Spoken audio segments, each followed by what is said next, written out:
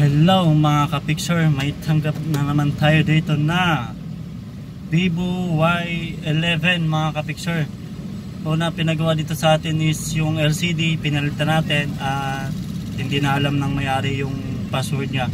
Matagal na raw na-stock to kaya nakalimutan niya na, so pinapatanggal niya na rin yung password. So ang gagawin natin mga ka-picture is i-hard reset muna natin, baka makuha sa hard reset. Kasi mga ganitong model is updated na rin. Tinitest point, Vivo Y11 tinitest point, computer. So try muna natin i-hard reset mga ka-picture kung makuha natin. So patayin muna natin mga ka-picture. Patayin muna natin.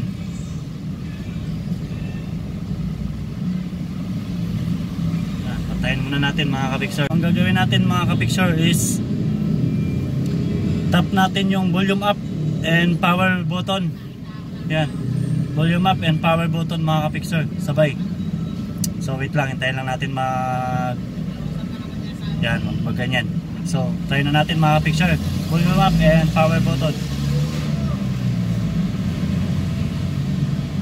Once na nag-vibrate mga ka-picture, bitawan na. Yan, may lalabas kasi dyan mga Vivo box foot. Yan, pasukin natin yung recovery mode mga ka-picture. Ayaw gumana sa top, so yung gagawin natin is yung volume down, yung select para mapunta rito sa recovery mode. Yan, then select natin yung power button. Wait lang natin yan mga ka-picture, may lalabas pa dyan.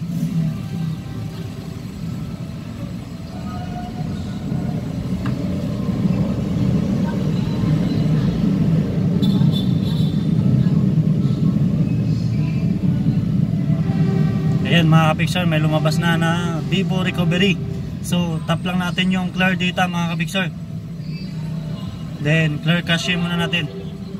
Okay, just return, then i-clear all data natin mga ka-picture. Okay, yan,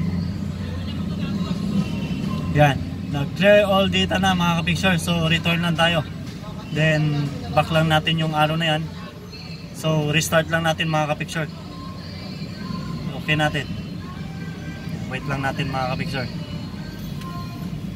Vivo Y11. Updated na rin to mga ka-picture yung Vivo Y11. Kaya kung hindi gagana sa inyo tong ganitong setup is wala tayong magagawa. Kailangan talaga i-computer or test point, kasi ganyan yung tanggal sa mga Vivo Y11 madalas mga ka-picture. Ito, naka-jackpot lang tayo na mukhang hindi pa siya updated, kaya nakuha pa sa hard reset.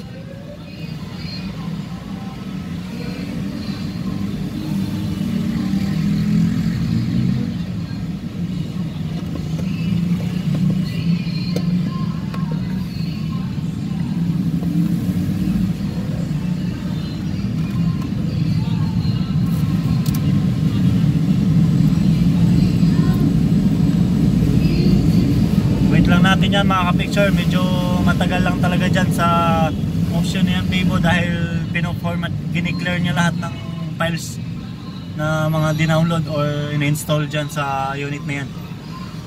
Okay, babalik niya sa pinaka normal niyang settings. So kailangan lang natin maghintay.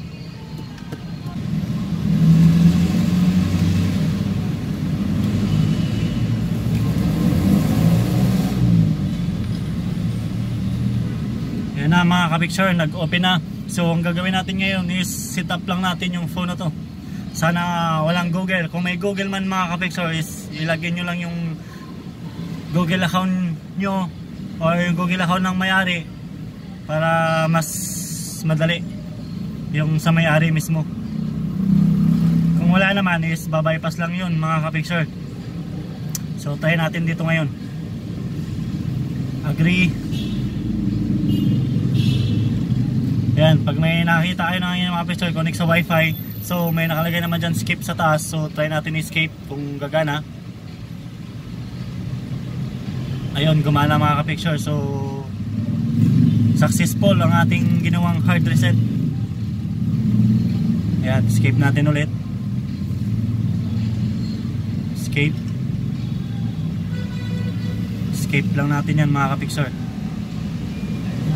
Yung ganyan mga kapicture, escape lang din. Escape. Ayan na, congratulations, your phone has been set up mga kapicture. So use now lang natin. Ayan, pasok na mga kapicture. So na-solve na natin ang problema ng may-ari. Nagawa na natin ang LCD at nagawa pa natin yung password. Ayan na mga kapicture. Check lang natin yung settings. Talagang Y11 ito.